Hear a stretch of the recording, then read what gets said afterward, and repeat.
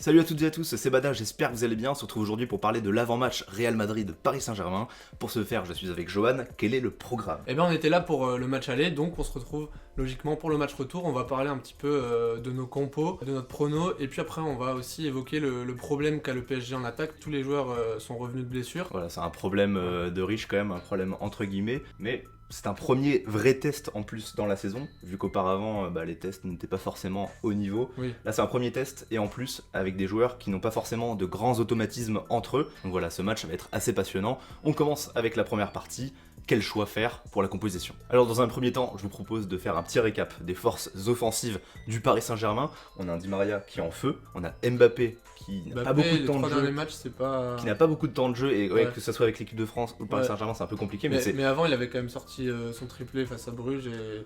c'est ça. et En des fait, bons matchs. Mbappé ou Neymar, voilà. c'est des joueurs qui peuvent changer le cours Ouais. d'un match de façon inattendue, et c'est bien ça le problème quand on anticipe un match. Cavani, qui est pas très bon avec le PSG, mais en sélection, il a quand même marqué lors de ses 2 derniers matchs. Après, il faut quand même relativiser, pas très loin avec le PSG, Oui. c'est des conditions. Lui, il faisait des rentrées à chaque Il fois. fait des rentrées, Ouais. il a été absent pendant plus d'un mois. Il sent que maintenant t'as Icardi qui est quand même ultra performant, même si on l'adore, Edinson Cavani, on va pas forcément l'évoquer dans la possibilité de commencer le match. En tout cas, si vous voyez le Matador commencer, dites-le nous dans les commentaires et argumentez un petit peu, ça sera avec plaisir. Donc on a Cavani qui jouera sûrement pas, Di Maria en feu, Mbappé, Neymar, Ouais. point d'interrogation, Icardi qui marque à tous les matchs. Quel joueur pour toi est indispensable et sûr d'être sur ta feuille de match en tout cas? Forcément, il y aura Di Maria. C'est un des joueurs qui joue le plus finalement, Ouais. et qui est apprécié par Tourelle depuis le début de son cycle. Enfin, t'as quand même Neymar, t'as Mbappé et tout, et finalement il lui a accordé une confiance qui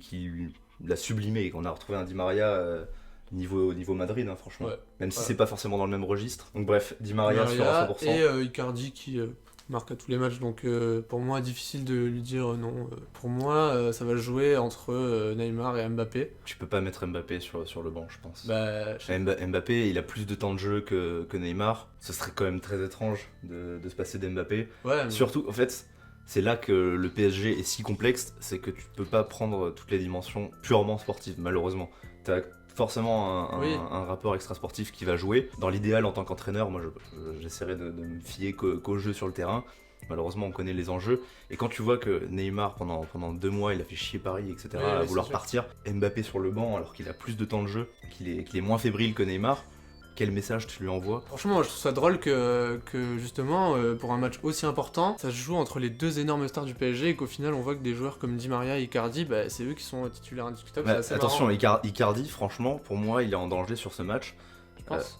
Ouais, parce que Icardi, dans la hiérarchie, officiellement, il est derrière Neymar, il est derrière Mbappé.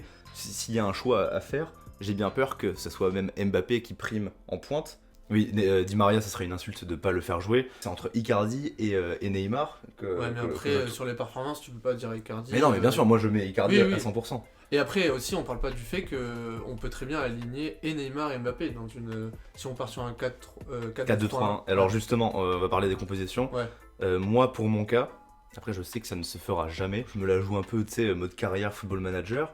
Mais Champion. fut de champion, non. Compo, vite champion. S'il vous plaît, ne parlez plus de ça. Mais en tout cas, moi, je garde en tête que l'année dernière, Paris a commencé avec un 4-2-3-1 et n'a jamais été aussi performant avec Tourelle. Quand ils ont commencé, t'avais Neymar en 10, qui a limite réinventé ce poste qui n'est plus tant que ça mis en avant. quand même. Après, quand même, on voit qu'en Europe, ça se fait. Par exemple, City joue comme ça avec De Bruyne en 10, Agüero devant, t'as Sterling et Silva, ou Mahrez.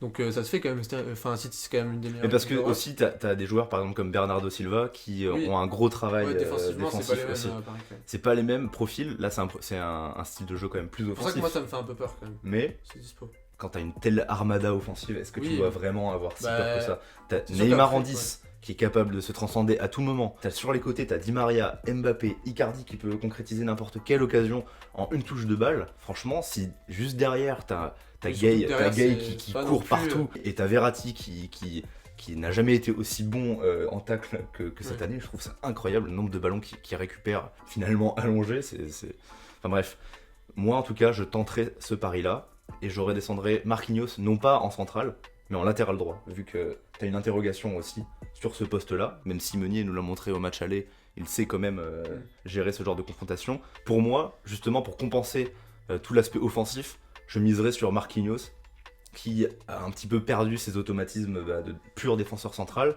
Oui. Mais à droite, tu vois, ça serait peut-être un juste milieu. Tu Ça vois. fait longtemps qu'il a pas joué à droite quand Ça- même. Là, tu le mettrais direct pour ce match Ouais. comme ça, va à droite. Ouais. Je suis sûr que personne ne me suivra. Et là, tu vas pour gagner avec ça, tu vas pas pour Bah un ouais, nul, hein. ouais, carrément. Mais Bah, oui, c'est parce ce qu'il que faut, de toute justement, façon, là, mais- Paris n'est pas favori dans Oui. ce match. À l'extérieur, avec un Real qui a retrouvé vraiment de ses couleurs. Ouais.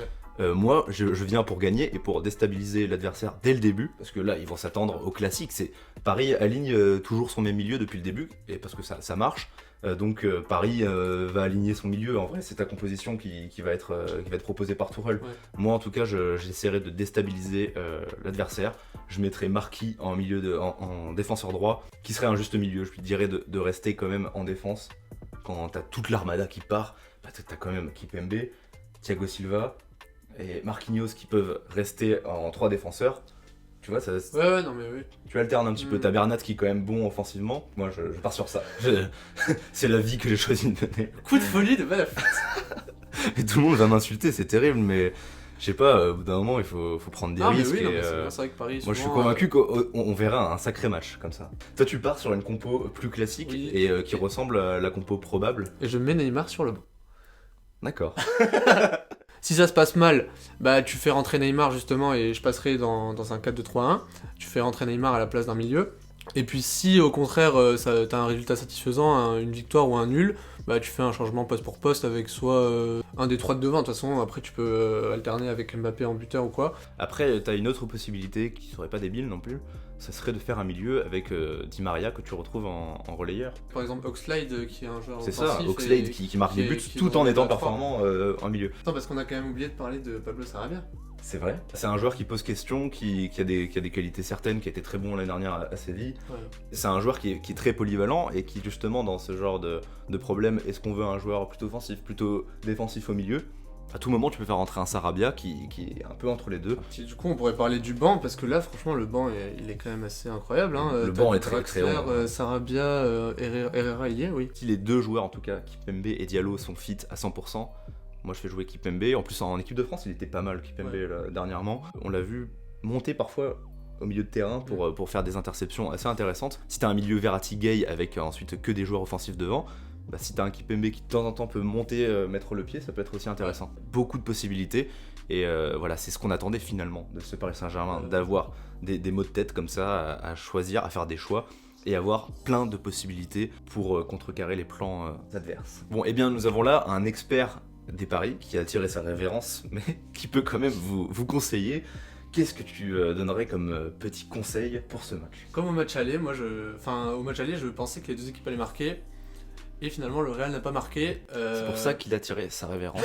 Entre autres, oui. Mais je pense déjà que les deux équipes vont marquer parce que le Real est très en forme. Ils ont marqué.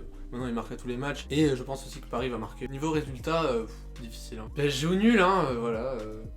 D'accord, Je- tu veux je- satisfaire les abonnés. Bah non, mais en vrai, moi je suis objectif. Hein. Je suis supporter de Toulouse, malheureusement. Et c'est assez dur, en ce moment. PSG au nul du coup pour toi. Le truc c'est que le Real là, Le Real est très, très ils ne fort, faiblissent pas depuis, Même, depuis qu'on les a remis en question. Ouais, même par Et- exemple, ce week-end là, souvent avant ils prenaient un but et tout, et ils avaient du mal, mais là direct ils ont pris un but, mais on a Et bien contre vu que une c'était- équipe qui propose du Oui, beau, voilà, du beau c'est jeu, la Real Sociedad, la hein. Sociedad. Et surtout, les polémiques autour de Zidane de Oui. Madrid, elles ont commencé à éclater à cause du match face à Paris. Ouais. Donc là, ça va être un sacré test pour eux, un sacré test pour Paris. Je pense que ça va être un premier challenge déjà tactique et sur le terrain, qui en plus ne va pas être déterminant pour le reste. C'est un premier jet, tu vois, ils trouvent leurs automatismes. Et en Ouais. plus, ils finiront sûrement quand même premiers Oui, de leur ça poule. fait quand même du bien une victoire. Bien c'est sûr, quand même alors, incroyable. Alors mais là, le bien sûr, message envoyé- j'essaie de Oui, oui. nuancer, tu vois. C'est un premier challenge. Moi, je crois totalement que Paris peut se transcender et ils l'ont prouvé quand même en phase de groupe. Bah ouais, même en Cool. Ligue 1, enfin moi ça me choque à chaque fois de voir que il y a des matchs où vraiment tu vois que ils s'en foutent un peu et que dès qu'ils jouent les grosses équipes, Marseille ou Lille, c'est pas du tout la même équipe. Dès la première mi-temps, ils commencent à marquer 2, 3, 4 Bah oui, buts. mais comme tu dis, dès la première mi-temps, la Voilà. deuxième mi-temps, c'est fantôme. Oui, mais parce et qu'ils ont fait le taf et qu'il n'y a ils aucune ont- opposition. Ouais, voilà. Moi, je te suis sur le pari au nul. Après, de toute façon, quoi qu'on dise, on va se faire incendier dans les commentaires parce que t'as des supporters des deux camps Y a pas de souci, le Real nous propose du jeu incroyable et c'est bien pour ça qu'on le redoute. C'est un match assez imprévisible, sinon en plus safe, mettez le double chance, hein. Benzema buteur. Ou Icardi, ouais. Ou Icardi s'il est titulaire. Ouais, En tout c'est cas, un beau duel, hein. mettez le 9 Parce que, parisien, tu vois, que ce soit Mbappé, Icardi ou Cavani. Bref, le double chance, je pense que c'est assez offert. Pariez plutôt sur des buteurs plutôt que sur un résultat qui reste très très imprévisible. En ce moment, il y a la polémique Bale aussi. Ça peut un petit peu les déstabiliser, même si ce week-end, on a vu que bon, ça va. Bale, je pense que ça fait bien 3 ans qu'il sent qu'il n'est plus dans le cœur des supporters. Et ça ne l'a jamais gêné pour être fort. Oui, c'est sûr. Hein. Du coup, non, Bale sera sûrement pas titulaire, mais sera une arme redoutable s'il vient à rentrer. C'est le meilleur madrilène au match aller pour moi. Peut-être Hazard qui va déclencher sa nouvelle dynamique dans son nouveau club. Bref, c'est un match qui pose beaucoup de questions et qui va être passionnant à suivre. Dites-nous dans les commentaires ce que vous attendez de ce match. Il pianote. Voilà, c'est tout pour cette vidéo. On se retrouve très bientôt. D'ici là, portez-vous bien et ciao tout le monde. À bientôt.